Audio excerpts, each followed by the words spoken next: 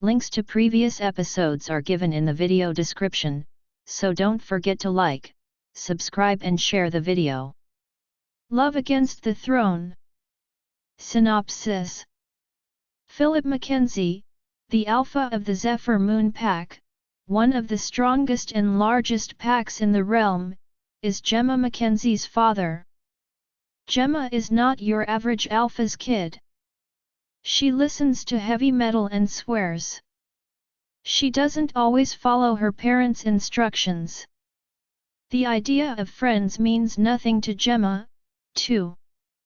As a result, she selects a partner and gives birth to a boy when she turns 18. Gemma is forced to attend the required royal mating ball 3 years later, after her selected partner has moved on. What will she do when she finds her destined partner? Cassius, the Werewolf Kingdom's newly crowned monarch, is fury. Like his father before him, he is a just and powerful leader. Aside from his queen, he has all a king could desire. Time is running out now. His family will lose the crown if he doesn't locate his partner and have an heir by the age of 25. Which is 6 months away. He encounters his destined mate at the royal mating ball, but she is neither what he anticipated nor everything he required. He commits a blunder in his new relationship that nearly costs him her affection. Will Gemma and Cassius be able to overlook his error? Will they be able to resist the foes who are hiding in the wings, ready to kill Cassius and take the crown? Episode 1. Gemma's POV. I'm not wearing that. My arms were folded as I glared at my mother. She was holding up some awful pink dress she insisted I wear tonight. It was mine and my twin brother's 16th birthday. The night we would shift into our wolves the first time. My mother, Melinda, Luna of the Zephyr Moon Pack, was determined I looked like a proper Alpha's daughter for once. I hate dresses or makeup. When all of the other Alpha's daughters were learning how to be proper ladies, I was out training with the males. I had started training alongside my twin at the age of 7. I was able to kick the asses of almost every warrior in our pack. Zephyr Moon Pack is one of the strongest packs in the kingdom. My father, Alpha Philip Mackenzie, is one of the most respected Alphas. A close friend to the king. He once served in the king's personal guard.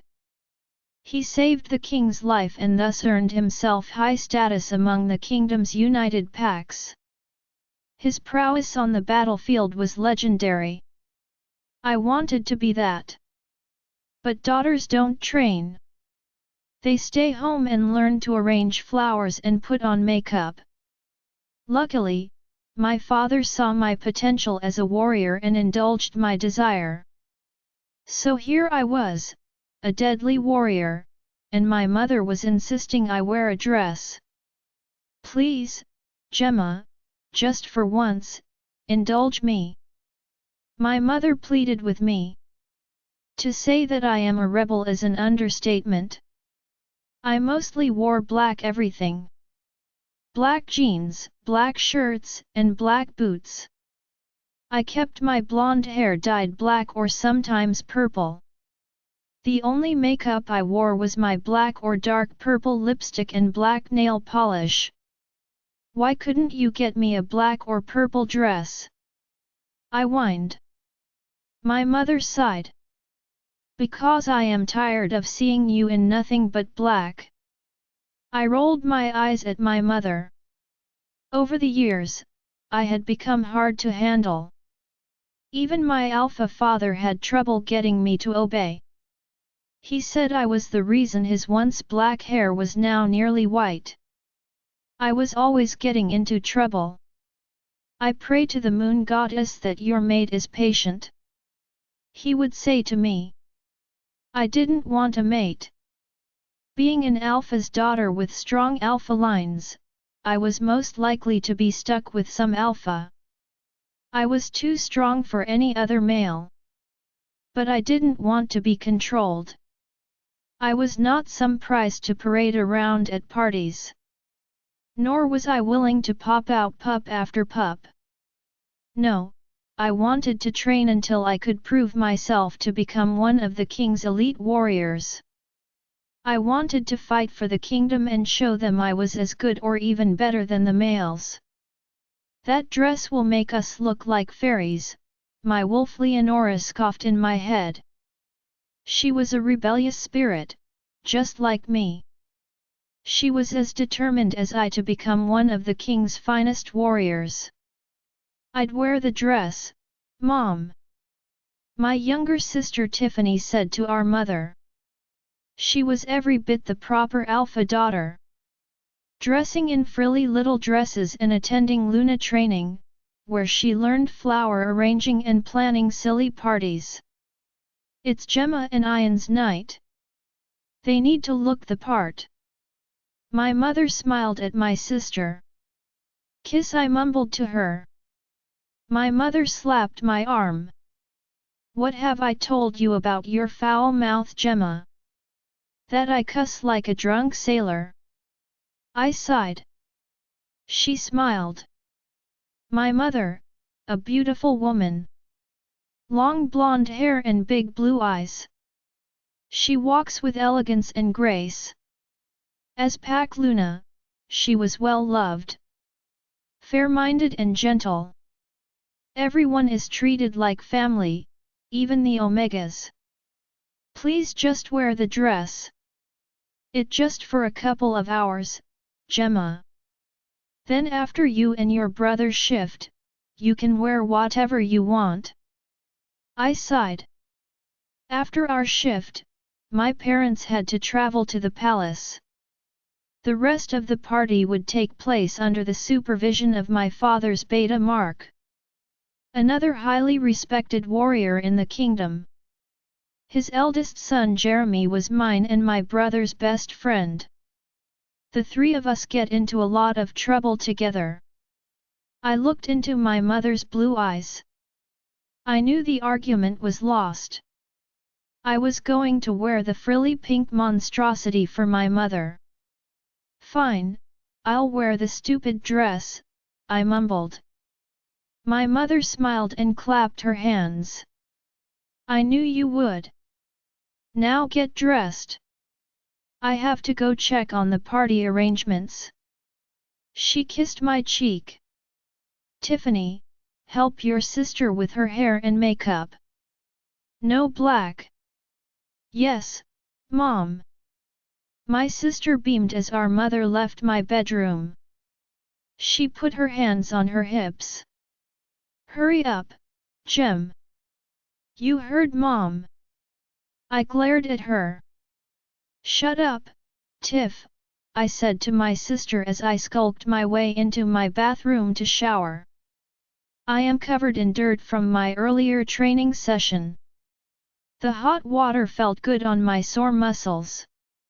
I had a few bruises from where my brother Ian landed punches. He was the only one who could match me in training. Being the future alpha, he had to train harder and longer than the others. This summer, he would be sent to the King's Pack to train with the finest warriors. He would learn everything he needed to become a strong alpha. I was jealous because I was not allowed to go. There were female warriors in the kingdom but not female alphas. I was stuck doing regular training. I felt it stifled me. After my shower, I dried off with my towel and wrapped it around my body. I walked out of the bathroom. My sister Tiffany was sitting on my bed watching The Bachelor. Must you watch that crap in my room? I missed the episode last night. I had to see who got kicked off. I walked into my large closet and glared at the ugly pink dress my mother insisted I wear. I dropped the towel and slowly put it on. It was a satin-like material with short sleeves and no back. It enhanced my tannish skin. I sighed and walked out of the closet. Oh, wow, Gem. You almost look like a girl. My sister mocked me. She walked over to me and pointed to my vanity. I sat in a huff as she got to work. Then she curled and styled my long black hair. I scrolled through my phone while she did her magic. I had to admit my sister was adept at makeup. When she was done, I hardly recognized myself. Luckily she had kept the makeup to a minimum. The light pink eyeshadow made my violet-colored eyes pop. My hair was done up in a braid. See, you look beautiful, Gem. My sister squeezed my shoulder. I took a deep breath. Thank you, Tiff. My sister and I could not be more different. I was a gothy rebel while she was the proper cheerleader type. But I loved my sister. When no one was looking, I would often watch romantic comedies and Disney movies with her. I have to go get dressed now. She smiled while walking out of my room. I stood up and looked at myself in my floor-length mirror. Never thinking I was a vain person, I checked myself out in the mirror. Tall for a female, I stood nearly 6 feet. My body was well-toned and muscular like a warrior should be. I knew the males would be drooling over me. Even though I wasn't thin like the other females, I had to admit I was kind of hot. I walked over to my bed and sat down. I turned off the TV and turned on my stereo. Heavy metal poured out. I had to resist the urge to headbang.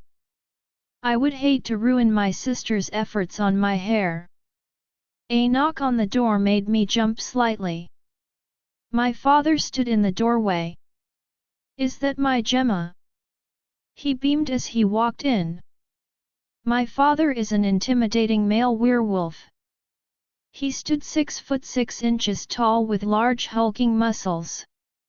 He could make Hercules look like a weakling. He wore his finest Armani suit. His graying black hair was slicked back, and his green eyes sparkled at me. I sighed as I stood up. Hi, Daddy. He stepped towards me with arms out. Your mother has gone through a lot of trouble for your party tonight. The least you can do is behave. I had to resist the urge to roll my eyes. Despite my rebellious spirit, I respected my father. He is my idol.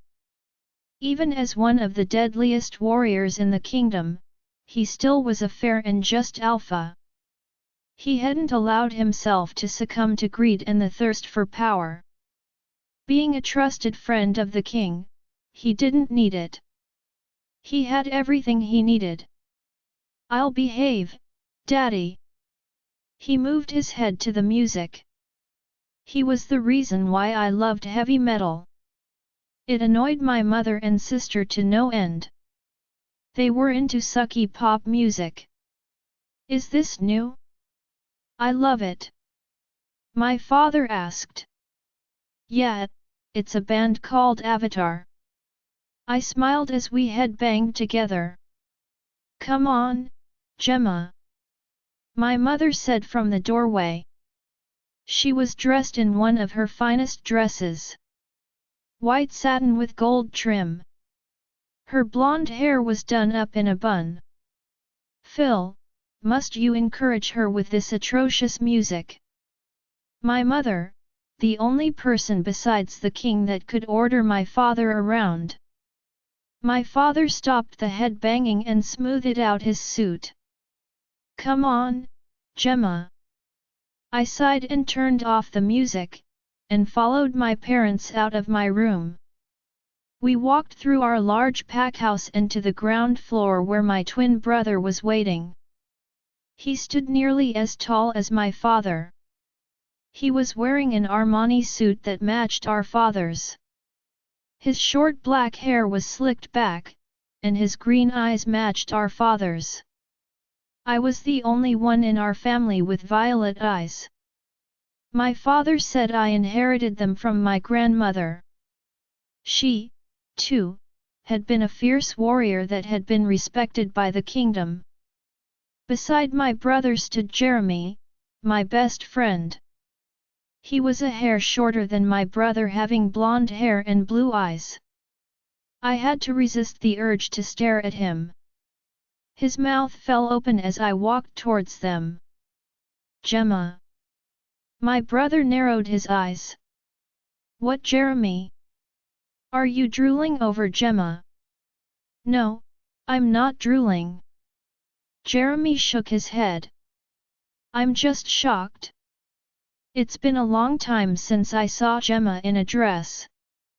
He explained. I laughed as I watched my childhood best friend check me out. He stopped at my chest. Germ. My eyes are up here. He smirked. Sorry, Gem. His eyes tried leaving me.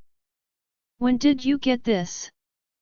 My brother smacked the back of his head and growled. Mention my sisters one more time.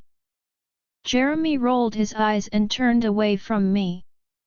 I just laughed as my mother approached us with my sister. Tiffany was wearing a short purple dress. Why do you get to wear purple? I whined. My father, who had been talking to his beta Mark, looked us over. He smiled at his mate and Luna. You did a good job, my love. He kissed her on the lips. My siblings and I groaned as our parents deepened the kiss. My father smirked against my mother's lips while he wrapped his arms around her. Come now, my children. If it weren't for this passion I have for my beautiful mate, none of you would be here. He and my mother parted. Let us greet our pack. He held out his arm to my mother, and they lead us out of the foyer and outside to the large garden. A large tent was set up in the large garden. Balloons and flowers lined the walkway. The Alpha family walked onto the stage. My mother stood beside my father while my siblings and I stood behind them. My father approached the podium. The pack quieted as he held up his hands. Good evening, Zephyr Moon Pack. He spoke with confidence.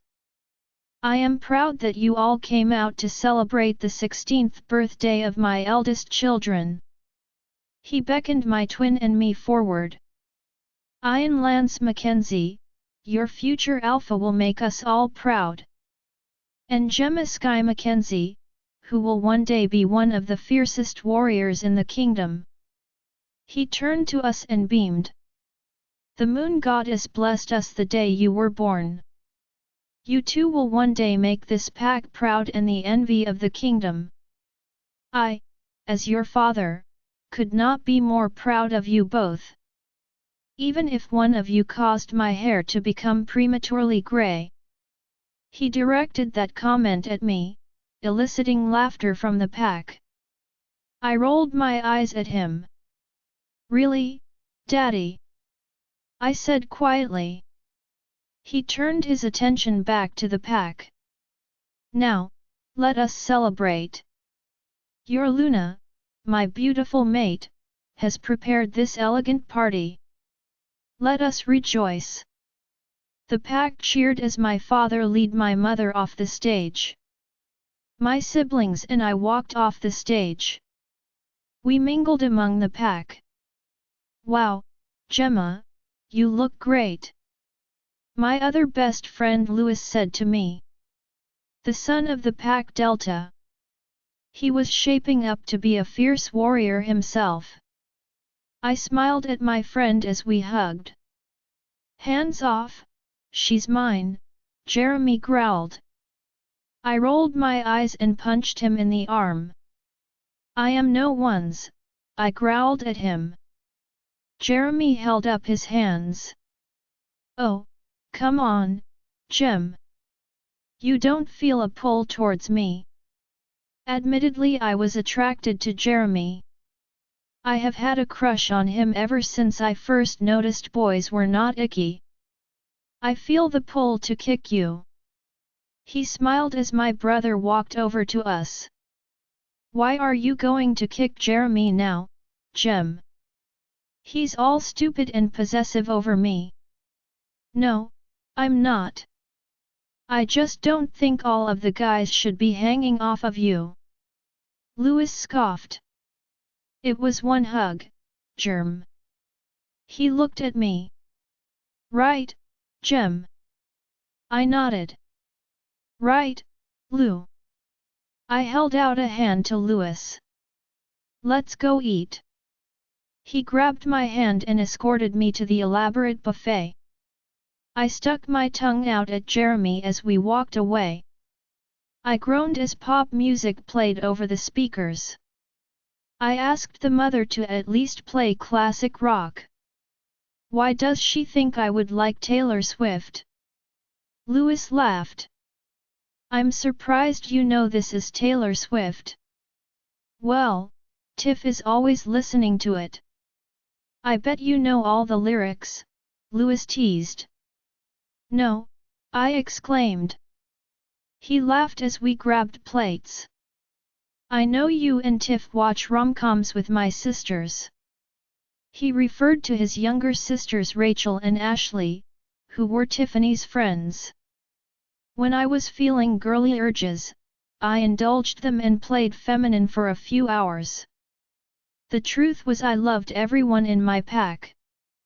Well, almost everyone. Who told? I fake scowled. He shrugged. I heard. I piled meat and potatoes on my plate. My mother knew how to throw a party. She picked only the best caterers. Nothing was too good for her precious children. I glanced over at my brother as the pack Rosalind hung on his side. She was pawing his chest through the suit, and my brother was letting her. She and her two minions Lillian and Fiona were the only pack member I wouldn't mind seeing ripped apart by rogues. Rosalind was always trying to get into my brother's pants. She would go around telling everyone that she was the future Luna. I knew my brother only used her for X. I looked at Louis. I don't know what my brother sees in that skank. She is good at blowjobs, Jeremy interjected from my other side. Ew. I don't want to hear that, Germ. He shrugged. I only heard that. I haven't experienced it. I wouldn't let her touch me. We walked to one of the decorated tables where my sister Tiffany and her friends were sitting. They were dancing to the music. The guys and I sat with them. Hey, Gem. My sister smirked at me. Don't you just love this song? I rolled my eyes. Eat your food, Tiff. She laughed. Jeremy leaned towards me. I talked the DJ into playing some Slayer later. My eyes lit up. Really? Just one song, though. Dead Skin Mask. I smiled. That was one of my favorite songs. I knew my mother would be angry to hear that during her elegant shindig. But it was my birthday. I should get to hear at least one song I liked. I know my brother Ian wasn't a fan of pop music either. Jeremy shrugged. He wouldn't say. I bit into a piece of meat as my brother and his brigade walked over to us. There was only room for him at the table. Rosalind pointed at Tiffany's friends. You two move so we can sit with Ian. Ian sat down beside us with a plate of food. They were here first, ROS, I said to her. She was dressed in the tightest red dress. It left very little to the imagination. No one asked you, Gem. She sneered. She looked at my brother with pleading eyes. It made me gag. Ian, tell them to move so we can sit. My brother shrugged. They were here first, Roz. I'll catch up with you later. Rosalind scoffed loudly. Fine, baby. She flipped her hair and stormed away with her minions close behind. I laughed loudly with Jeremy and Louis. We ate the rest of our food. The DJ came over to the microphone. This next song goes out to birthday girl, Gemma. Sorry, Luna. Please don't fire me. Then my favorite song Dead Skin Mask started. I squealed and hugged Jeremy. We began to headbang as we heard groans from the pack. My father stood off to the side of the dance floor with a smirk while my mother fumed. I could see my father say something to her. I was glad I got to hear at least one song I liked. My father threw up metal horns when I glanced at him. After the song was over, I felt energized to dance to the other old songs the DJ played. I was laughing and having a good time with Jeremy and Louis. Then my father was at the podium. It was getting late. The moon would rise soon, and I could feel my wolf getting ready to show herself to the world. Okay, my pack. It's almost time for my twins' first shift. Let's cut the cake first. An hour later, my brother and I lead the pack towards the woods. I was starting to feel feverish as the moon rose and revealed herself in all her glory. We reached a clearing illuminated by the moon's silvery rays. It was like the moon goddess herself was about to witness my brother and I's first shift. Are you ready for this, Gemma? Leonora asked in my mind. More than ready. I responded to her. I knew that Leonora was no ordinary wolf. I felt her strength and power. She was an alpha wolf. Curtains had been set up on opposite sides of the clearing so my brother and I could take off our clothes for the shift out of the view of the pack. My mother leads me to my side. She had tears in her eyes. I can't believe my baby girl is about to have her first shift. I hugged her. It's okay, Mom. I know, baby girl. I just remember the first time I held you and Ian. My perfect little pups. You both have made us proud to be your parents.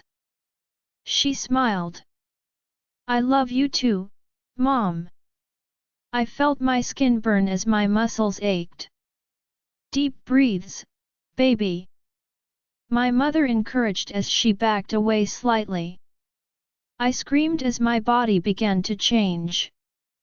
I could hear my brother screaming from his side of the field. Our father was beside him. My bones began to crack and break. My skin felt like it was peeling away as my body transformed. Don't be afraid, Gemma. I barely heard my mother saying to me. I let out as my hands turned into paws. I panted for a moment before opening my eyes. My mother was staring at me with tears streaming down her cheeks. Oh my goddess, Gemma! You are a white wolf. She held up a mirror, and I saw my pure white fur. I knew white wolves were rare. My paternal grandmother had been one. They were highly sought after for their strength and power. I was a little startled to see my violet eyes looking out from the face of this wolf. We stepped out from behind the curtain and the pack gasped. My brother was beside me in a pure black wolf. His green eyes looked me over as my father stood before us. He gasped at me. You look like your grandmother, he said to me. I knew you had power. He smiled proudly and turned to the gathered pack. Let us run. I looked at my brother. We stood shoulder to shoulder, him being a few inches taller. But we both had large hulking wolves, worthy of our alpha blood. You look magnificent, sis, he said through our link. You don't look so bad yourself, brother, I replied to him. Our parents had shifted into their wolves. My father's black wolf and our mother's blonde wolf stood side by side. Are you ready to run, my children? He said to us through the mind link. We nodded, and he let out an alpha howl as we followed suit. The pack joined as our howls echoed through the woods. Lead the way, Ian, my father said to my brother. My brother's black wolf took off, and I followed. The rest of the pack fell in behind us. We circled our large territory. The wind blew through our fur. The ground felt nice on my paws. As we finished our first lap around the territory, I began to feel fatigued. Though a strong warrior, the first shift took a lot out of a wolf. We reached the clearing and stood before our parents. We were all still in wolf form while our parents were back in human form. They stood in front of us, hand in hand. My children, I could not be more filled with pride than I am now. Enjoy the rest of your evening. I wish your mother and I could stay, but we have an important meeting with the king and queen.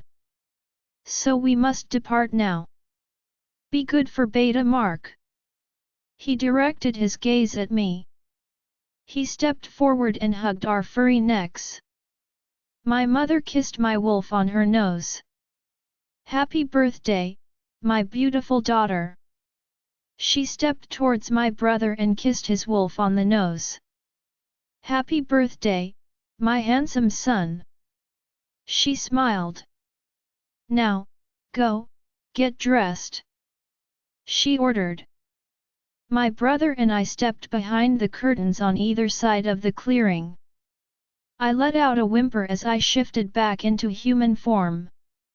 I panted on the ground and was relieved to see my favorite Slayer shirt along with a pair of my black shorts sitting on a chair. Thank you, Mom, I whispered as I pulled my clothes on. Thankful to be wearing something comfortable. I pulled on my boots and stepped out of the curtain. My brother was waiting for me. Now dressed in a blue button-up shirt and jeans. He smiled at me. Ready to party till the sun comes up, sis. I linked my arm with his. Hell yeah! Hours into the party, we were finally rocking out to good music. I was with Louis and Jeremy. We were attempting to start a mosh pit, much to the chagrin of other pack members. They don't know how to live, I shouted at Jeremy. I know. He shouted back. I felt his eyes on me all night. It was like he saw me in a different light. But I, too, saw him in a new light. He had grown into a fine man. After another metal song, the DJ put on some pop songs. I was famished. Let's get something to drink, I said to him. We walked over to the refreshment table and grabbed punch and cookies. We set off to the side of the dance floor on a bench. A cool breeze made me shiver, and an arm snaked around my shoulders. What are you doing? I said to Jeremy. I felt comforted by his touch. You looked cold. He started to pull his arm away. I stopped him. Oh. I smiled at him. We were looking into each other's eyes. Your wolf is the most beautiful wolf I have ever seen. Your fur glowed in the moonlight like the goddess herself blessed you. My wolf purred in my head. Thank you. We stared into each other's eyes for a moment.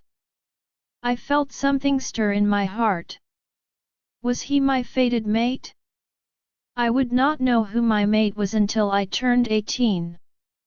Even though I didn't want a mate, I secretly hoped it was Jeremy. I had always felt a pull to him. We leaned towards each other.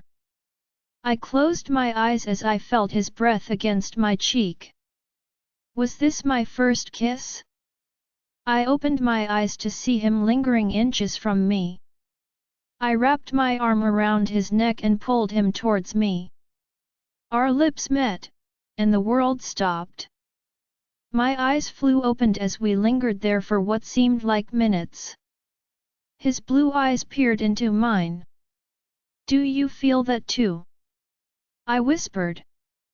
Yes. He replied as I peered into his blue eyes. I felt I wanted to be with Jeremy even though he wasn't my mate. I felt a connection to him. Do you feel a connection because I feel it too? He smiled at me. I feel it too. Perhaps we are mates. But we won't feel it for 2 more years.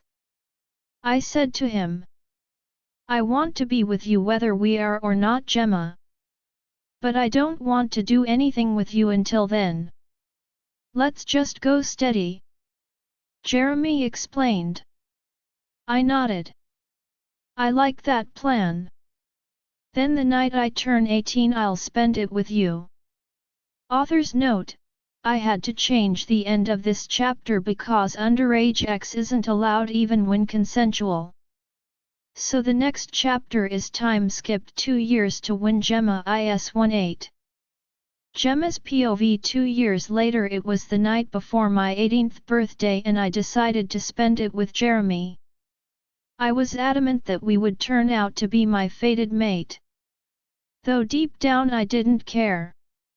I wanted Jeremy no matter what.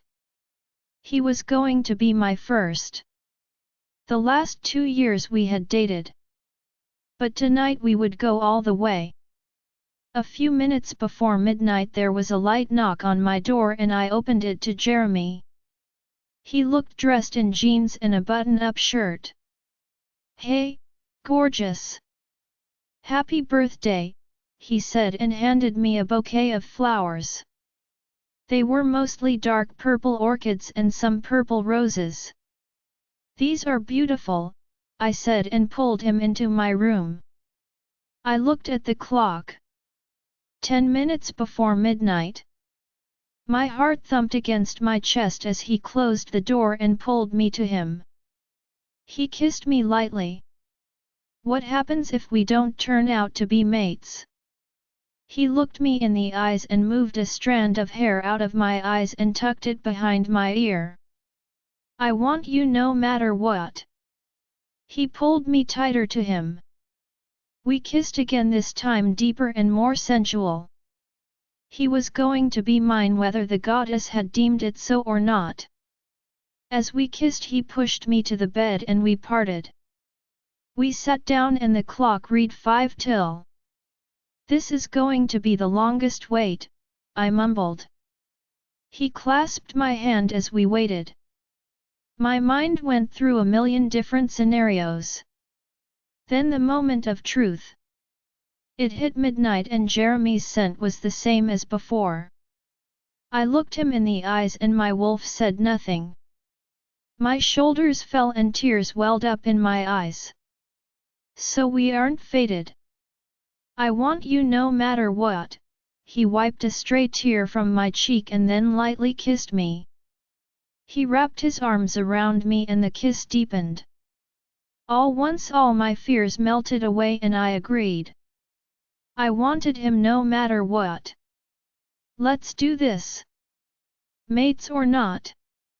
I want you.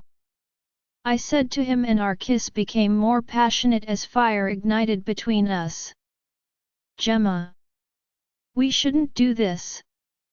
He isn't our mate. Leonora warned in my head. Oh, hush. I'm doing this. I moaned as Jeremy covered my body with kisses. I moaned as I felt my desire for him grew. My eyes rolled as his lips returned to mine. Are you sure about this? He asked. I glared at him. Will you shut up and do me? I growled. He smiled at me. Well, if you insist, birthday girl. Gemma.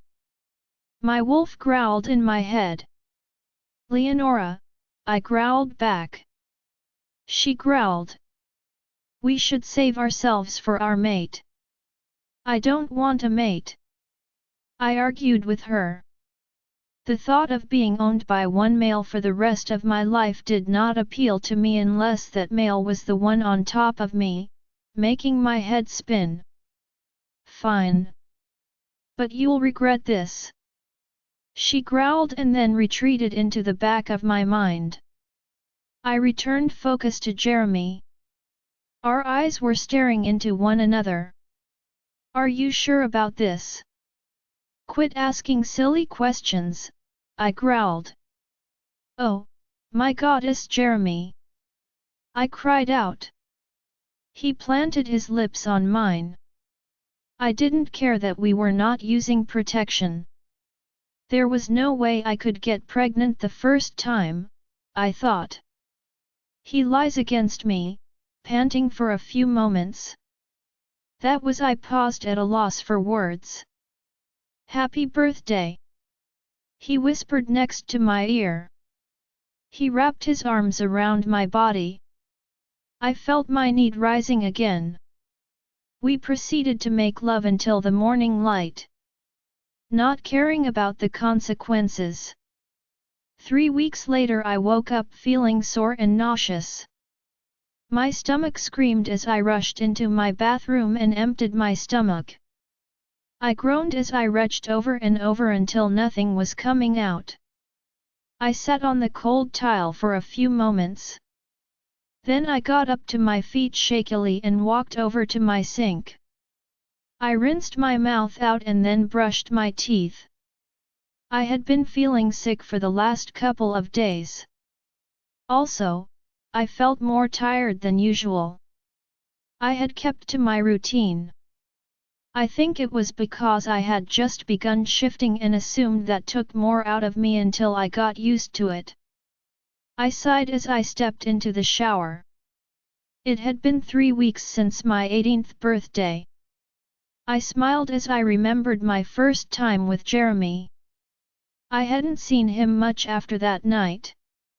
He and my brother Ian had gone to the kingdom for alpha and beta training. He made sure to call and text me every day, but I sure missed him. After my shower, I dressed in short athletic shorts and a sports bra and pulled my hair into a messy ponytail. I slipped on my sneakers and then walked downstairs to breakfast. I greeted my sister Tiffany. I sat beside my sister as the Omegas brought out breakfast. Morning, Tiff. My sister frowned as she looked at me. Are you all right, Gem? I shrugged. I supposed I looked more pale than usual. I'm fine. I looked down at the food in front of me. The sight of bacon and scrambled eggs typically made me drool, but right now, all I felt was nausea. Feeling bile rising, I ran out of the dining room, nearly colliding with my parents. Gemma. My mother called to me. I ignored her as I reached one of the public bathrooms. I retched bile into the toilet. I groaned as my ribs ached. I sighed and sat on the ground in front of the toilet. I looked up at the door as my mother stood there. I think I ate something bad last night. My mother tilted her head. Want me to call the doctor? I shook my head. It'll pass. I stood up and turned on the sink. My mother was still in the doorway. "Mom, I'm fine," she snorted before leaving. I rinsed my mouth and then returned to the dining room. I felt my parents' and sister's eyes on me. I sat down quietly and grabbed a piece of toast. I nibbled on it. "Gemma, are you all right?" my father asked. I nodded. "I'm fine, Daddy." "You don't look fine," he replied as he put food into his mouth. He glanced at my mother. "Does she look fine to you, Melinda?" "She said she is okay." Philosophy. "Still, I should call Dr. Mitchell." I rolled my eyes. "Dad," I said, "I am fine. I'm just looking out for you, Gemma." "I know, Daddy." I ate a forkful of eggs and felt fine. "See, it's staying down." He sighed and glanced at my mother. "Okay, Gemma." I sipped some orange juice. Food was feeling alright in my stomach for now. "Oh, Ian and Jeremy are coming home today. But only for a couple of days." I smiled widely. I missed my brother. I also mostly missed Jeremy. We had begun a relationship in secret since my birthday. We couldn't let others know because my father was not keen on his daughters dating someone who wasn't their mate. "When will they be here?" I asked excitedly. "In a couple of hours," my father replied. "Terry says they impress all of their trainers, so they are getting a few days off." He beamed. I laughed as he called the king such an informal name. They were like brothers, so it only made sense. Of course, I knew my son would excel in royal training. I rolled my eyes. My father was a softy when it came to his children. He thought we were all the best at everything we did. I was a little jealous that Ian got to train with the Royal Guard. That was my dream. Instead, my mother was insisting I take Luna lessons with Tiffany. She said it was preparing me for my mate. She was adamant that I would be a mate to an alpha, and I needed to know everything I could to be a good Luna. She and my father didn't know that I had already decided that Jeremy was my mate. I was going to choose my mate. Not let some silly mate pull trick me into loving someone. I was going to find my love, and I loved Jeremy. I knew he would allow me to continue training. Some possessive alpha would force me into being a broodmare that decorated the packhouse and arranged flowers. Now excited at the prospect of seeing Jeremy, I finished my food and jumped up from the table. "Bye, Daddy." "Bye, Mom. I have to get to training." "Gemma, you have Luna training later," my mother called after me. "Mom," I groaned. "Quit whining, Gemma," my mother growled. "You need to learn to be a good Luna for your future mate." I rolled my eyes and looked at my father. "Dad." He sighed. "You heard your mother, Gemma. There has to be more to your life than warrior training. Not all alphas are going to want warrior females as their mates." I stomped my foot. "I don't want some arrogant, possessive alpha mate." "Language, Gemma Sky," my mother scolded me. "We aren't all stupid, Gemma," my father added. I sighed. "I know, Daddy. Most alphas aren't like you or King Terence. But most of them are clever." He folded his arms. "How would you know? You don't know that many alphas." That's what Ian tells me.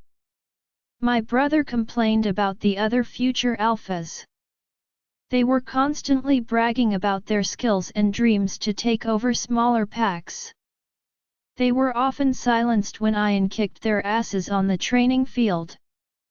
My brother took his cues from our father on how an alpha should act.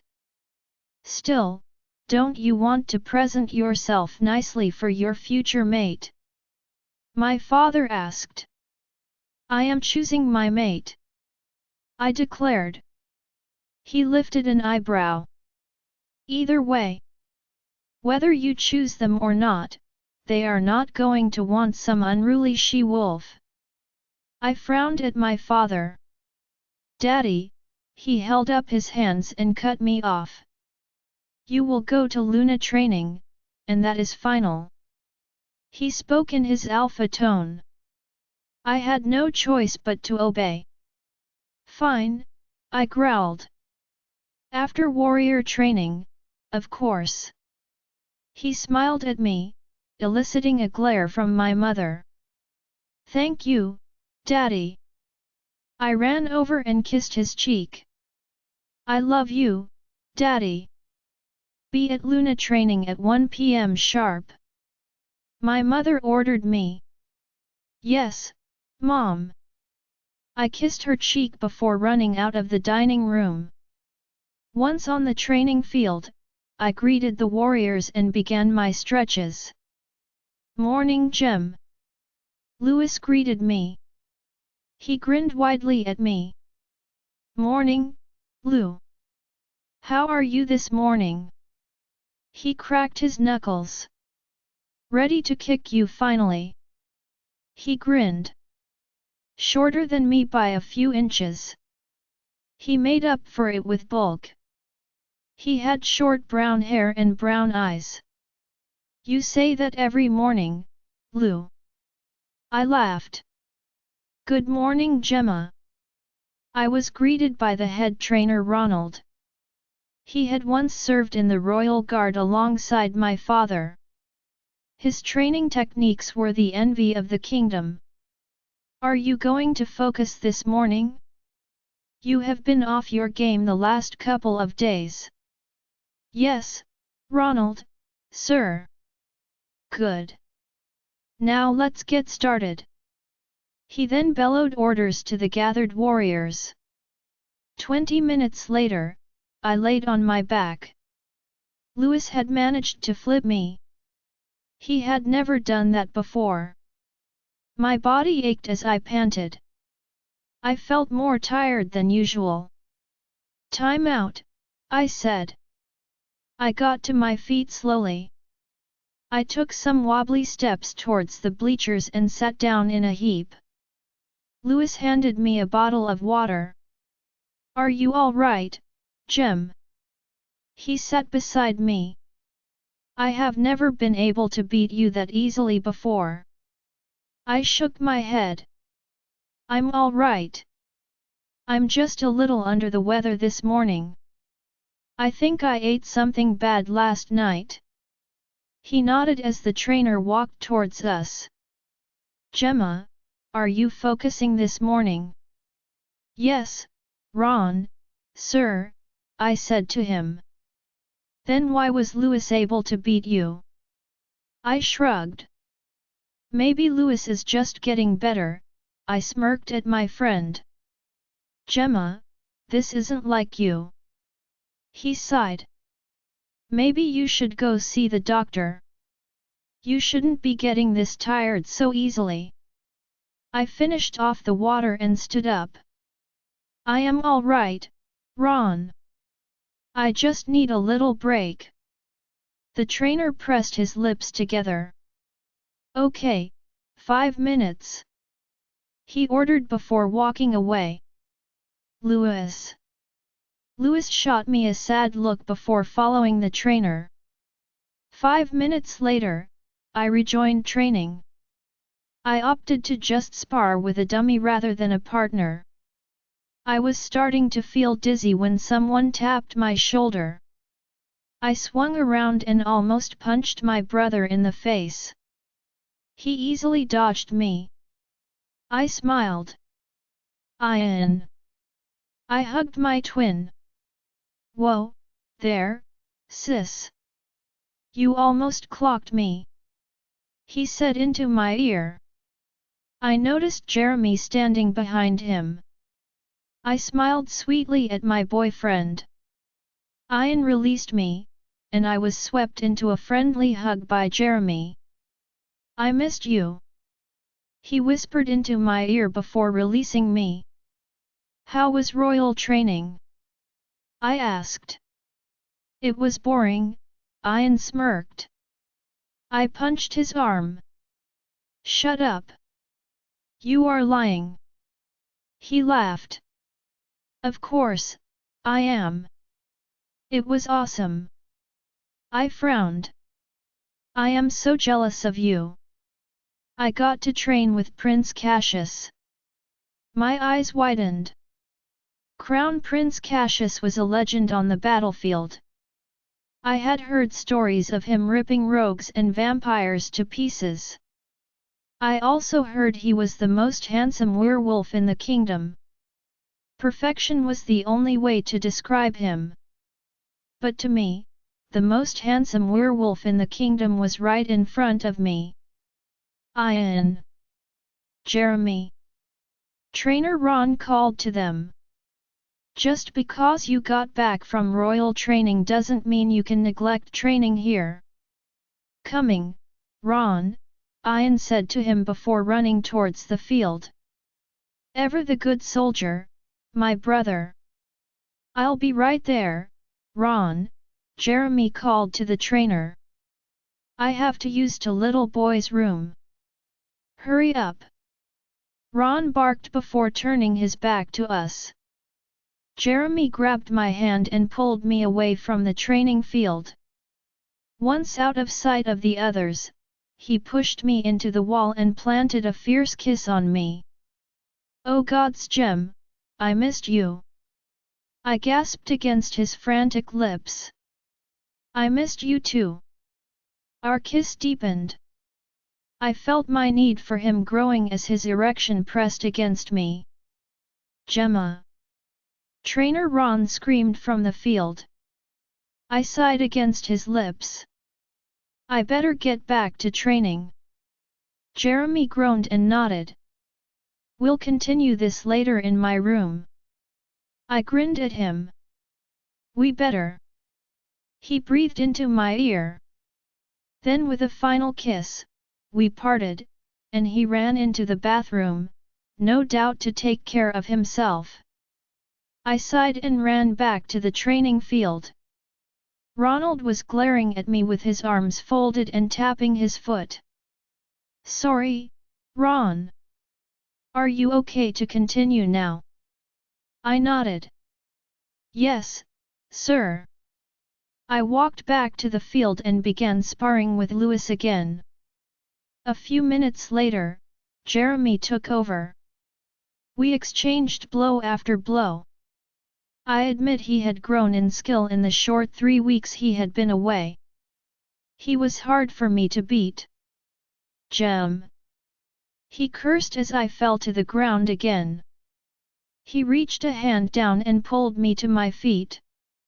I stood there, dizzy and panting. I was not on my game today. You have sure gotten a lot stronger, I remarked. He held my shoulders and looked me over. You are not yourself today. He frowned. I'm fine, Germ. I held up my hands in a stance to get ready to continue sparring, but I wobbled. The room spun as I felt nauseous and tired. I stumbled forward, and Jeremy caught me in his strong arms. You need to rest, Gem. He said to me. No, just a few more minutes, I demanded. I pushed him away and attempted to punch him. He dodged me, and I stumbled forward and collapsed onto the ground. Gemma. I heard him shout. Footsteps ran towards us. What's wrong, Gemma? I heard my brother standing over me. I got up again. I was surrounded by my brother, Jeremy, and other concerned warriors. The trainer had been watching me. Maybe take the rest of the day off, Gemma, Ron said to me. I pushed past them. No. I told you I am fine. I walked towards one of the dummies. Just leave me alone. I barked at the males. You need to rest, Gemma. Leonora demanded in my head. I'm fine. I growled at my wolf. I began to fight with the dummy, ignoring the protests from the males. Soon I felt dizzy again as I saw stars. I stopped punching and doubled over with nausea before collapsing to the ground. Gemma. I heard my brother yell right before I blacked out. I groaned as I opened my eyes. Confused, I looked around. I was no longer on the training field. I was in a bed in the pack hospital. How did I get here? You passed out. My wolf answered me. Slowly I sat up in the bed. I was alone in the room but saw my parents standing outside the door with the doctor. She's what? I heard my father roar, shaking the room. I jumped at his roar. Then I heard him storm out of the hospital with my mother shouting after him. A moment later, Dr. Mitchell walked into the room. I see you are awake, Gemma. The man had taken care of the pack since before I was born. How do you feel? I shrugged. I felt achy and a little dizzy. Okay. What happened? You collapsed during training. I narrowed my eyes. I have never collapsed during training. Why? He pressed his lips together as my mother walked into the room. She sat beside me on the bed. Mom, what's going on? She looked at the doctor. We need to talk, Gemma. She said with an air of disappointment in her voice. Is she good to go? The doctor nodded. Yes, Luna. Just take it easy, Gemma. No more training. My heart jumped. What? Why? I nearly screamed. Mom. My mother shook her head as she grabbed my hand. We need to talk. What's going on? I felt tears brimming in my eyes. My mother rose from the bed and started to walk out of the room. I got up slowly, still feeling achy and dizzy. She wrapped an arm around me. We walked slowly out of the hospital and into the pack house. I saw my brother sitting in the living room with Louis and Jeremy. Gemma. Ian jumped up and ran over to me. You scared us. I glanced at Jeremy, who was still sitting on the couch. I'm fine. I mind-linked him. You didn't look fine, Gemma. He replied sadly. What happened? I asked my brother. You collapsed. That's what happened. My brother explained. My mother pulled me away from my brother. We have to go talk to your father. She pulled me away from my brother and towards my father's office. Ian was just behind us. My mother turned to him. Ian, go back to the living room. This is between your sister and us. My brother started to say something, only to receive a look from my mother. He sighed and then went back to the living room. My mother pulled me into my father's office. My father sat behind his desk. His usually green eyes were nearly black with anger.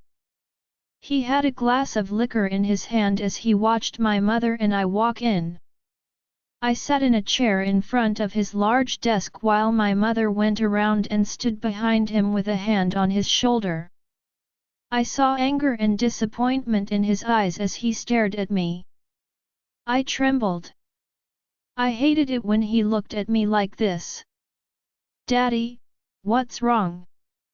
My mother squeezed my father's shoulder. "Gemma, the reason you collapsed in training today is..." She paused as my father growled. "You are pregnant." My mouth fell open. "What?" I shook my head. There was no way. We only did it a couple of times. And it was my first. I thought in my head. "I thought we taught you better than this." My father's voice was low and cold. I had only ever heard him use that tone with pack members who were being punished. "I'm sorry, Daddy." I looked at my mother. She looked at the ground. "It was just one time. I didn't think I would get pregnant." He growled. "Did you miss the part in education where they said unprotected link leads to pups?" He glanced at my mother. "Didn't we cover that with her?" He then looked at me again. "Who is the culprit?" "What?" "The baby daddy." "Tell me his name." My father ordered me. I gulped. There was no way I could tell him it was Jeremy. There was no doubt my father would kill my boyfriend. I stumbled with the words. "Gemma, don't tell me you don't know his name. That would make this worse." My mother warned me. Sighing, I kept my gaze on the floor. "Tell us." My father growled. "Tell us now," he ordered in his alpha tone. I couldn't disobey him. Tears brimmed in my eyes. Jeremy." I nearly whispered. My father growled loud enough to shake the walls and then ran out of his office with my mother close behind him. I was frozen for a moment until I heard growls and shouts coming from the living room. I ran out of the office to the living room. My father had Jeremy pinned to a wall by his throat. Beta Mark ran into the room and glared at my father. "Phil! Why are you strangling my son?" He ran over and tried to pry the alpha's hand off of Jeremy's throat. "I am going to rip off and shove them down his throat!" My father roared. Everyone in the living room was frozen. Jeremy was starting to turn purple as he gasped for air. He looked at me with pleading eyes. "Daddy!" I shouted at him. "Please don't hurt Jeremy." "Philip!" My mother screamed at him. "Let him go." My father growled one more time before letting Jeremy go. He fell in a heap at my father's feet coughing. What was that all about? Beta Mark growled at my father as he knelt to help his son to his feet. His maid Elizabeth had run into the living room and was standing next to her son and mate. "He got my daughter pregnant!" My father bellowed. Gasps of shock echoed through the room as Jeremy looked at me. "Are you really pregnant?" he asked through the mind link. "I guess so," I replied. The eyes of the pack were looking between Jeremy and me. "Philip, let's talk about this like rational adults," my mother said while standing in front of him. My father growled and stormed out of the room back to his office. Beta Mark and Elizabeth followed behind. Jeremy walked over to me and grabbed my hands. "I'm sorry, Jeremy." I reached up and touched his bruised neck. He smiled and leaned down to kiss me. "It's all right, Gemma. My mother tapped on my shoulder. Let's get to the office before your father gets even angrier. She headed down the hallway. I walked hand in hand with Jeremy and my mother. We entered the office and felt the tension in the air between my father and his beta. Beta Mark was leaning against a wall while his maid Elizabeth was sitting on one of the couches. Jeremy and I sat in the chair facing my father's desk. My mother stood behind my father with her hand on his shoulder. Mark, didn't you ever teach your boy about safe X? My father growled at his beta. The beta growled in response. Did you teach your daughter the same? We all know she isn't completely innocent. A growl rolled out of my father as he tried to stand up. My mother gripped his shoulder and held him down. Philip! She barked. We are here to talk. Not kill each other. Jeremy stood up and looked my father in the eyes. Alpha, I swear to you I intend to take full responsibility of my pup and take care of Gemma.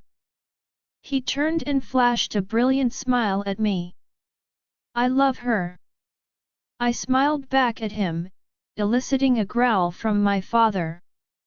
And what about your future mates? Who is going to want a tainted she-wolf? My father said to me. You are supposed to save yourself for him. I folded my arms. Why is it okay for Ian to sleep around and not save himself for his mate, but I have to remain a virgin? We can fix this. I can have Dr. Mitchell get the medicine that will fix that. I wrapped my arms around my stomach as I realized what he meant. No, Daddy. I'm keeping my baby. My mother slapped my father's arm. Philip, you did not just suggest aborting our first grandpup, did you? It was just a suggestion. He mumbled. Jeremy looked my father dead on. Alpha, I want Gemma to be my chosen mate. We are meant to be together. I just know it. What happens if you meet your fated mate? Beta Mark asked his son. Jeremy stood up and then knelt in front of me. He looked me in the eyes. I'll reject her because I only have eyes for Gemma. He smiled at me. I love you, Gemma. Will you be my mate? I wanted to wrap my arms around him and kiss him. But I refrained while in view of our parents. I love you, Jeremy. I want to be your mate. I looked at my parents. Well, you both have my blessing. My mother smiled at me. Mine too. Elizabeth chimed in. She looked at my mother.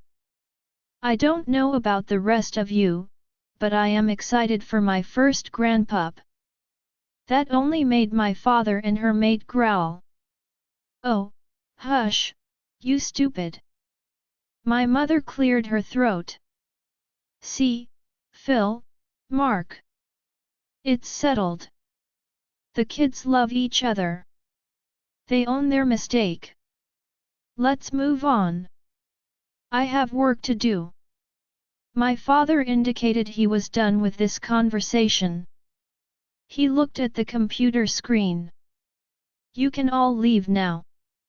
Except for Mark. Jeremy stood up and walked out of the office with our mothers behind us.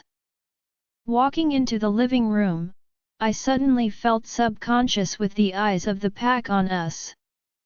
My brother and sister were sitting on one of the large couches. Whispered comments could be heard from the others. My mother put her hands on her hips. Have you never seen a pregnant woman before? The pack members looked at the ground as their Luna addressed them. I thought so. Now get back to your activities. There were mumbles as most of the pack members walked out of the living room. My mother and Elizabeth walked out also. Ian walked over to us and glared at Jeremy. "I can't even look at you," he growled at Jeremy. Jeremy rolled his eyes. "Whatever, Ian. It's not like you are so innocent." "But Gemma," Ian sputtered. "How could you, Ian? I didn't do anything to Gemma that she didn't ask for," he smirked as my brother launched a fist into his face. Jeremy stumbled backward from the impact and spit blood. He balled up his fist. "Will you two knock it off?" I shouted at them. "Ian, don't stand there acting all innocent when we know how much of a man you are." Ian sighed. "It's different." I rolled my eyes and growled. "How? Just because you are a man, it's okay for you to sleep around, but I can't." My twin threw up his hands. "Whatever, Gemma. I just thought better of you. The least you could have done is use protection." "Whoops!" I snarled. "What's done is done. I love Jeremy, and he loves me. We are going to raise this pup together, and you are going to be awesome, Uncle Ian." I yelled at my brother. Ian pressed his lips together as he glared at Jeremy, then softened his gaze at me. "You're right, Gemma." He pointed a finger at Jeremy. "You better keep your promise to take care of my sister, or I will kill you." Jeremy smirked. "Whatever you say, Alpha." He put his arm around me and kissed the side of my head. "Now, if you excuse me. My mate and I have some things to discuss." Ian growled as Jeremy pulled me out of the living room and towards his bedroom. Once inside, I sighed as I sat on his bed. Breathing in deeply, I inhaled Jeremy's heavenly scent. "You aren't too mad at me, are you?" I asked my wolf. "You know I will always protect our pup no matter who the sire is," Leonora responded. "I'm sorry that Jeremy isn't our fated mate. But I love him." I heard her sigh. "Then I will grow to love him too." "Are you talking to your wolf?" Jeremy sat beside me on the bed. I leaned against his shoulder and nodded. "She will come around about us being chosen mates instead of fated mates." He placed his hand on my belly and kissed my cheek. "I will always be here for you, Gemma. And our pup." I twisted myself, so I was facing him. I wrapped my arms around his neck and pulled him towards me. I pressed my lips against his. We held the kiss for a moment before he began to kiss my neck and down my chest. His hands traced the skin on my belly. I giggled. "Let's finish what we started earlier." I purred to him as I took off my shirt. He smiled and then pushed me onto the bed. He took off his shirt and then hovered over me, devouring my lips with his own. "I love you, Gemma," he whispered as our passion ignited. I could not be happier. I didn't care that I was only 18 and pregnant. I had the man I loved and nothing was going to change that. Gemma's POV 3 years later. "Get back here, you little cookie thief." Carla, the head of the kitchen, screamed at my fleeing 3-year-old son. My son hid behind my legs with 2 cookies in his little hands. I looked down at Jeremy's clone. He smiled up at me. I put my hands on my hips. "Nicholas, what have I told you about stealing cookies from the kitchen?" I looked at Carla. "I'm sorry, Carla." I made those cookies for your mother's full moon party and that little thief keeps stealing them. She smirked at my toddler. My shoulders slumped. Nikki, you have to stop stealing cookies. But Grandpa told me to. He giggled and then ran off towards my father's office. I sighed. It won't happen again, Carla. I calmly said to her. She shook her head. That little imp is lucky that he is cute. Then she walked back to the kitchen. I made my way to my father's office. I heard my son giggling as I walked in. He was sitting on my father's lap, eating his stolen cookie while my father was eating the other one. Dad, are you encouraging my son to steal cookies for you? He shrugged. Maybe. Beta Mark was sitting in one of the chairs in front of the desk. He doesn't steal cookies for me. He mumbled. I'm his grandfather too. He likes me more. My father smirked at his beta. I rolled my eyes. Dad, you are going to spoil his dinner. My father chewed on his stolen cookie while smiling at his grandson. That's my job as his grandfather, you know, to spoil him. Right, Nick? My blonde-haired and blue-eyed son smiled at his grandfather. Yes. Nicholas leaned against my father's chest. He had the mighty Alpha of Zephyr Moon pack wrapped around his little fingers. When I had gotten pregnant at 18, my father had been angry. He kept his distance through most of my difficult pregnancy, but the moment he held his first grandpup, he fell in love. Come on, Nicky, Grandpa, and Papa have work to do. But Mama! Nicholas protested. I walked around the desk and stood beside my father and son. I held out my hand to him. We can go watch Cars 2 again. Nicholas jumped off my father's lap and grabbed my hand. Come on, Mama. He started to tug me out of the office. Wave bye-bye to Grandpa and Papa, I said to him. He waved at his grandfathers before releasing my hand and running out of the office. My pup was certainly energetic. I ran after him to the living room where my brother and Jeremy were playing Halo. Daddy! Nicholas ran over to Jeremy and jumped into his lap. Hey, buddy! Jeremy greeted our son. What trouble are you getting into now? I walked over to them and sat on a recliner by the couch. Oh, my dad is just encouraging him to steal cookies from the kitchen. Jeremy laughed. I thought I heard Carla yelling at him. He glanced at his son. You shouldn't steal, Nicholas. But Grandpa told me to. And he is the alpha, and I have to listen to him. I guess I can't argue with that logic. Jeremy laughed. He exclaimed as his character died. My brother laughed. See what happens when you get distracted. Shut up, Ian. You got lucky. Jeremy growled. A perfumed scent entered my nostrils as Jeremy's mate Esther walked into the room. She sat beside Jeremy on the couch and kissed his cheek. Hi, baby. She purred to him.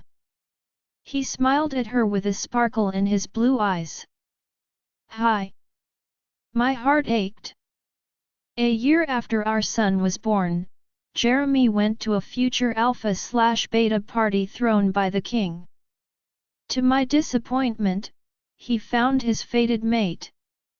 He had promised to reject her, but instead, fell in love with her. I was devastated at first. When he brought Esther home, I wanted to hate her. Ian and my father almost killed Jeremy for breaking my heart. But when I saw how Jeremy looked at Esther, I couldn't bring myself to stay mad at him. Esther turned out to be nice, and I found myself defending her against the Pack Brigade. Jeremy and I have remained friends for the sake of our son. Esther is good to Nicholas, and that is what mattered the most to me. Still, there was always an ache in my heart whenever I saw them together. Esther turned to me. "Hey, Gem. Want to go shopping tomorrow?" I sighed. As much as I wanted to go shopping, I had to go to this year's mating ball. It was mandatory for all of the unmated alpha daughters in the kingdom. The newly crowned king needed to find his queen. Nothing annoyed me more than getting dressed in some frilly dress and parading myself in some fancy party. Heavy metal concerts were more my speed. "Sorry, Esther. But I have to go to the stupid mating ball," I said to her. "Oh, right. I hope you find your mate there." I rolled my eyes and folded my arms. "Well, I don't. The last thing I wanted was to find my mate and be forced to leave my home. It would mean separating Nicholas from his father. That was the last thing I wanted.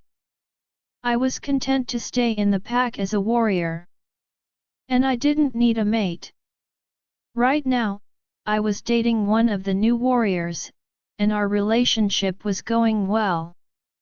I wasn't ready to give that up. Esther looked at Jeremy. "It's not that bad having a mate, Gemma." Taking a deep breath, I stood up. "Come on, Nikki. Let's go watch your movie." My son hopped off his father's lap and trotted up to me. I clasped his little hand. "Bye, Daddy." He waved at Jeremy. I picked up my son and carried him to my room. I set him down, and he ran over to his toys and pulled out his cars. He liked playing with his car while watching the Cars movies. I walked over to the entertainment center and turned on the TV and DVD player.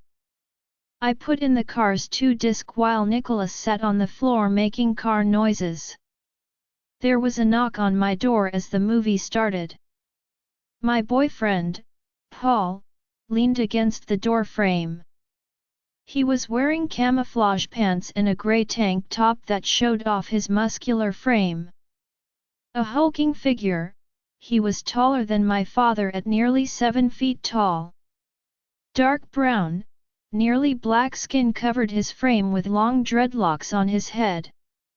Golden brown eyes sparkled as I walked towards him and wrapped my arms around his waist.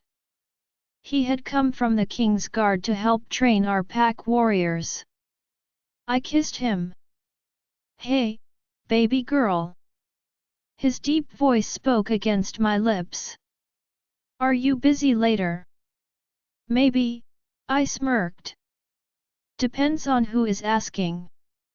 I pulled him into my room and led him to the bed. He sat down on the bed while I sat on his lap. "I'll ask Jeremy to take Nikki for the night," I whispered into his ear. "We can go into town for a late dinner." I sighed. "My father won't like that.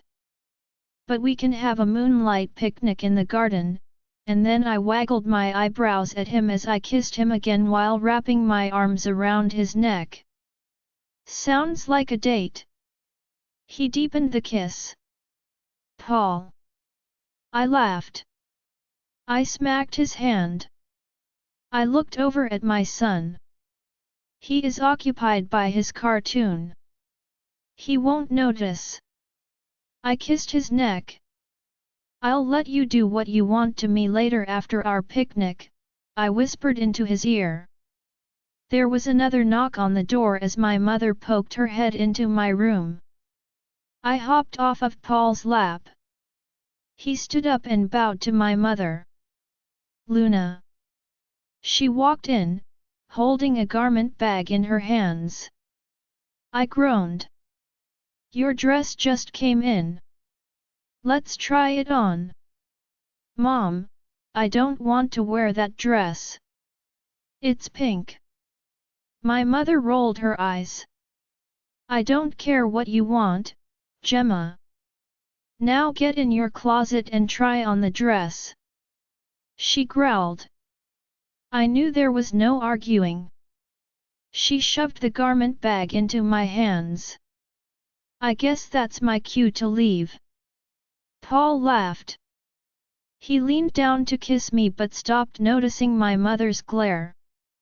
He just smiled and patted my arm. Luna. He bowed to my mother before leaving the room. My parents weren't entirely thrilled that I was dating one of the pack warriors.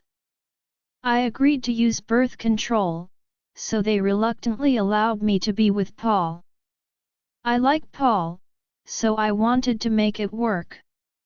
I set the dress bag down on my bed as I started to take off my t-shirt and jeans.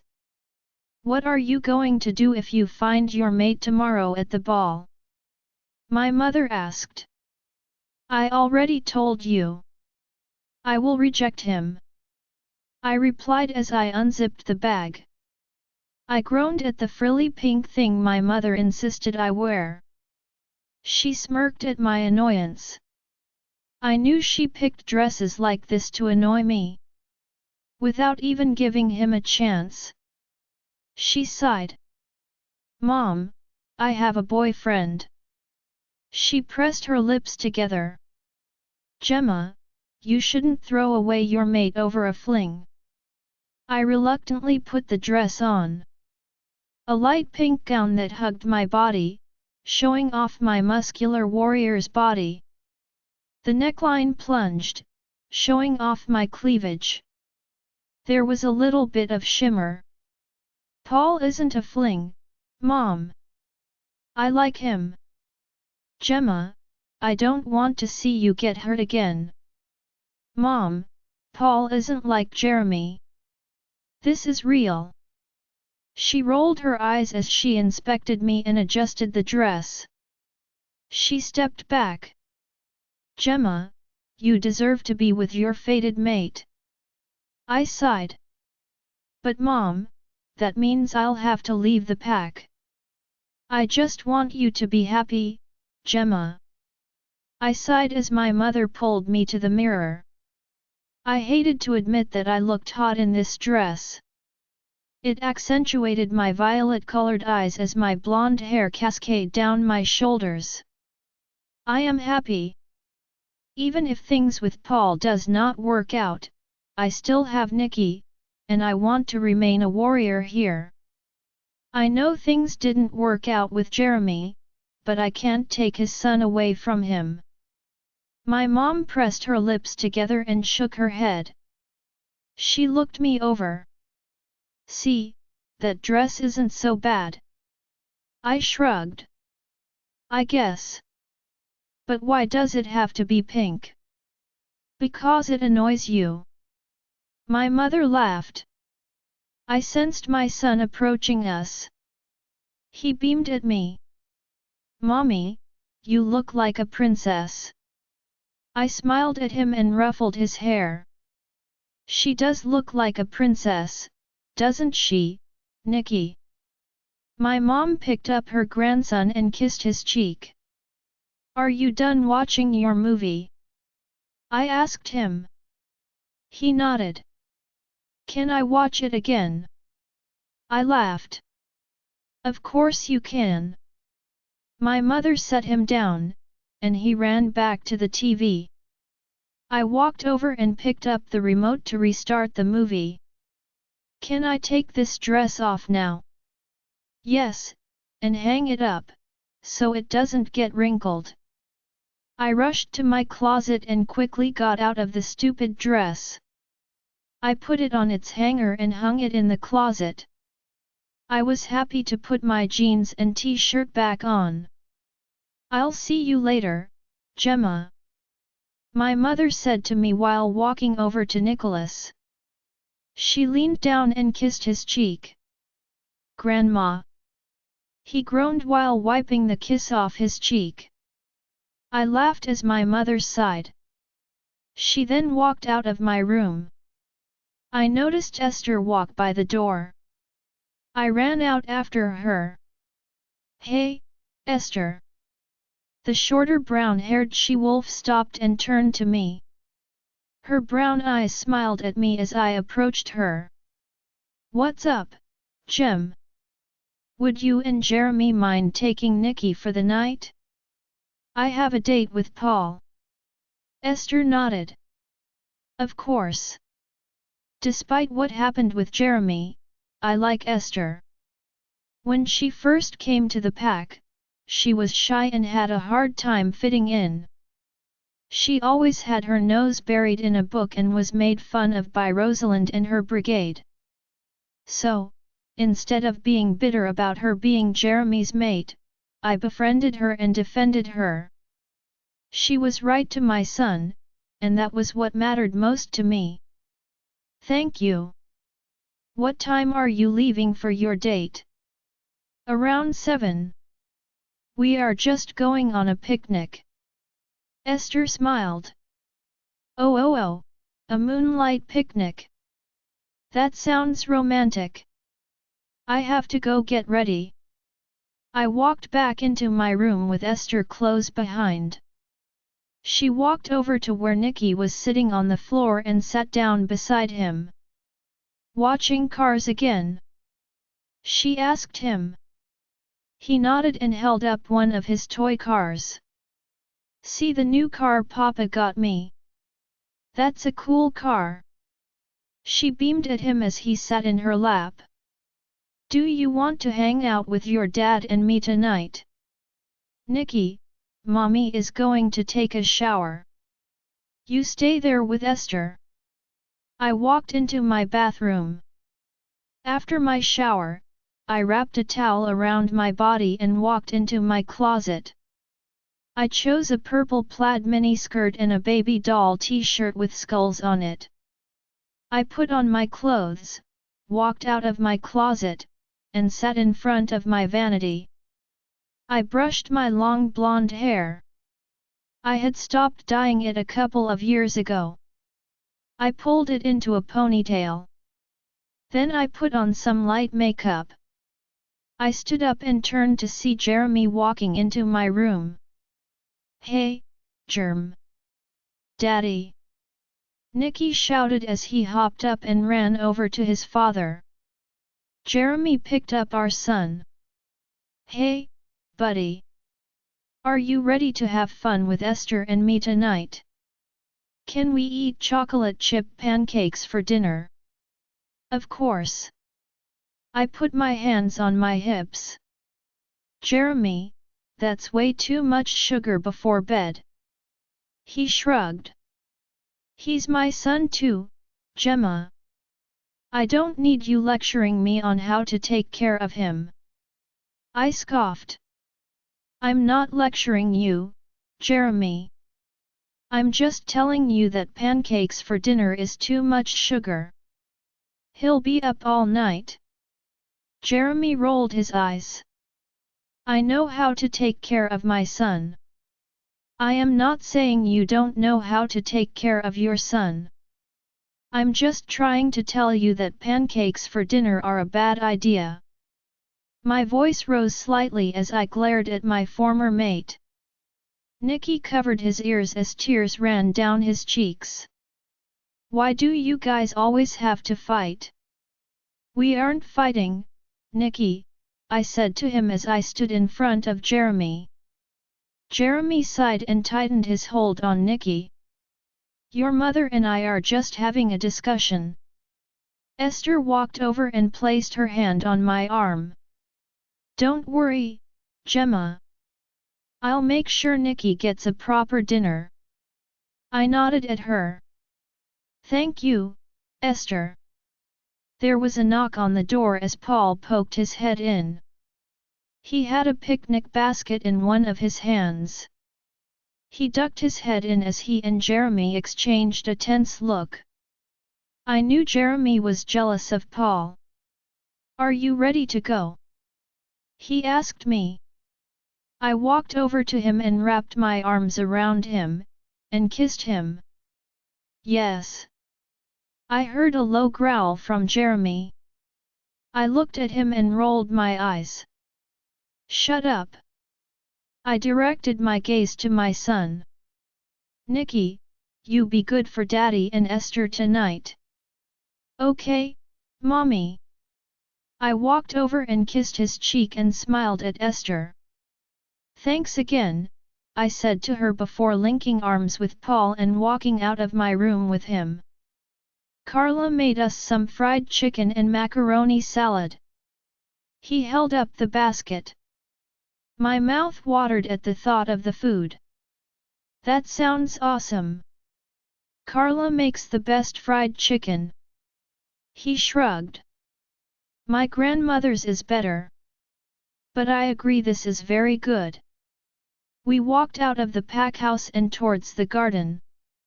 The moon was slowly rising and illuminating the dark forest around us. Paul pulled a blanket out of the basket and spread it out on the grass, and we sat down. I helped him pull the food out of the basket. After eating, we were lying on the blanket making out. His lips devoured mine as my hands traced his muscular arms. I took a breath as he planted kisses on my neck. I moaned. Want to move this to my room? I was eager to have him in me. He pulled away from me and sat up. I helped him gather our discarded picnic dishes. I picked up the blanket as he grabbed the basket. We held hands as we walked into the kitchen to drop off the basket. We started to step out of the kitchen when my father stopped us. Paul bowed his head. Alpha. My father had his arms folded as he narrowed his eyes at me. Paul, leave us. I need to speak to my daughter. Yes, Alpha. Paul let go of my hand as my father stepped aside to let Paul walk out of the kitchen. Meet me in my room. I mind-linked Paul. Okay. I'll be waiting, Princess. Paul replied. My father gestured to the kitchen island. I sighed and walked over and sat on one of the stools. What is it, Daddy? Gemma, the royal mating ball is tomorrow night. I shrugged. Yeah, so. He pinched the bridge of his nose. I don't think you should be running around with one of my warriors when you may be finding your mate tomorrow. I rolled my eyes at my father. I already told you and Mom that if I find my mate, that I am going to reject him. Gemma, you are 21 years old. It's time you start acting responsibly, not screwing my warriors. Dad! I shouted at him. I am not screwing all of your warriors. I am in an actual relationship with Paul. And I am responsible. Aren't I one of your best warriors? My father sighed. Yes. But I just want you to be happy. Not get your heart broken again. Dad, let me worry about my relationship. Okay. I keep telling you I don't want to be mated to Alpha that is going to force me to leave home and take Nicky away from his father. I hopped off the stool and started to leave the kitchen. Now, if you excuse me, I am on a date. Gemma. My father grabbed my arm and stopped me from leaving the kitchen. You will regret denying the goddess's gift of a mate. He made me turn to look at him. I know you have no faith in it. But look in your mother and I. She is my life. My soul, my heart. There is nothing in this world I wouldn't do for her. Dad, I know how much you love Mom. I just want to find love on my own and not be forced to love someone because of some gift. I scowled at him. I wasn't forced to love your mother. I sighed. Look, Dad. I wish you and Mom would trust me to make my own choices regarding my relationships. I like Paul. I'm not ready to give him up. My father pulled me into a hug.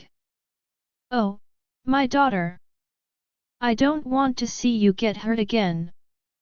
Paul is my best warrior, and I would hate to have to kill him if he breaks your heart. Daddy, you won't kill Paul. You didn't kill Jeremy when we broke up. He laughed. Jeremy is only alive because I didn't want to explain to my grandson why his father was dead. I rolled my eyes. Right, and deprive this pack of its future beta. He kissed the top of my head. Anyways, that's all I had to say. Good, because Paul is waiting for me. A low growl rumbled out my father's chest. Be careful. Can't have another illegitimate grandpup running around. Right. Like you don't completely and utterly love Nikki. I smiled as I walked out of the kitchen before my father could say anything else. I walked fast up to my room. Paul's scent filled me as I opened the door. He was lying on my bed wearing only his boxer. I took a moment to admire him. You are so gorgeous, I said as I shut my door and locked it. He smiled at me. Oh, no, sweetheart. You are the gorgeous one. I took off my shirt and skirt as I ran over to the bed and climbed on top of him. I straddled him as I kissed him. I was ready to let him have his way with me. Mating ball be damned. The next day I sat in front of my vanity while my mother and sister helped me with my hair and makeup, getting me ready for the dreaded mating ball. I was trying to hide my foul mood from them, but my mother caught on. She always catches on. Knock that scowl off your face this instance, Gemma Sky. She ordered me. I took a deep breath. I wanted to stay home and work on my relationship with Paul. We had shared a long night, last night. That made me smile slightly and took my mind off of where I was going. Mommy! I heard Nikki screaming from outside of my room. To my mother's chagrin, I turned to see my son running into the room. He had tears streaming down his cheeks. He ran over to me. What's wrong, Nikki? He climbed onto my lap, and I hugged him to my chest. Daddy won't let me play video games with him. He sobbed. I smoothed my hand down his back. SHH. Don't cry, Nikki. He calmed down and stopped crying, and just laid against my chest. My mother and sister commenced putting on my makeup and fixing my hair. Eventually, Nikki fell asleep. I smiled at my perfect little son. There, we are done, Tiffany declared. I looked at the mirror. They had kept my makeup minimal but enough to enhance my violet eyes. My hair was done in a mermaid braid and set against my right shoulder. Let's get the dress on now. It's almost time to go, my mother said. I stood up with my sleeping child in my arms. I walked over to his bed and gently set him down. He stirred but stayed asleep. I placed the stuffed wolf that resembled Jeremy's wolf next to him and kissed his forehead. Nikki will be fine. My mother patted my back as I stood up and walked to my closet. I took off my robe and put on panties and a bra before scowling at the dress. Gemma, it's just a dress. There was no arguing with my mother as she helped me into the monstrosity. Sighing, I walked out of the closet and looked at myself in the mirror. You look amazing, Gem. My sister said as she stood beside me. I can't wait till I'm old enough to go to a mating ball. I would gladly trade places with you, Tiff, I said to her. I heard Nicky stirring from his bed. He issued a whimper, and I rushed over to my pup as he sat up. Mommy, you look pretty. He smiled at me as he hopped off his bed. I knelt in front of him. Thank you. I hugged him. I am going to a party with Grandpa and Uncle Ian tonight. So you have to be good for Daddy and Esther. He sniffled. I want to go with you. Nicky, you can play video games with me. My sister offered. She didn't play things like Halo but had a couple of game consoles in her room. And then eat a bunch of ice cream. Nicky beamed at his aunt and clapped his little hands. Can I bring my cars too, Auntie Tiffy? She nodded. Of course. We can set up obstacle courses and race them around my room. She picked him up. My sister loved her nephew. Don't give him too much ice cream, I said to my sister. She stuck her tongue out at me. What kind of cool aunt would I be if I didn't give him all of the ice creams? Tiff. I growled at her. She just smiled at me, and Nicky giggled. Okay, girls, quit arguing, my mother injected. Gemma, your father and brother are waiting downstairs.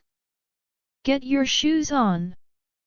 Sighing, I walked back to my closet and grabbed the pink and white shoes my mother got to match the dress. I reluctantly slipped them on and then picked up my white clutch. Tiffany was standing by the door with my son in her arms. I leaned down to kiss Nicky goodbye. You be good for Aunt Tiffany, all right? He smiled at me. Okay, Mommy. I shot my sister a look. I mean it about the ice cream. Tiffany rolled her eyes. You are such a mother, Gemma.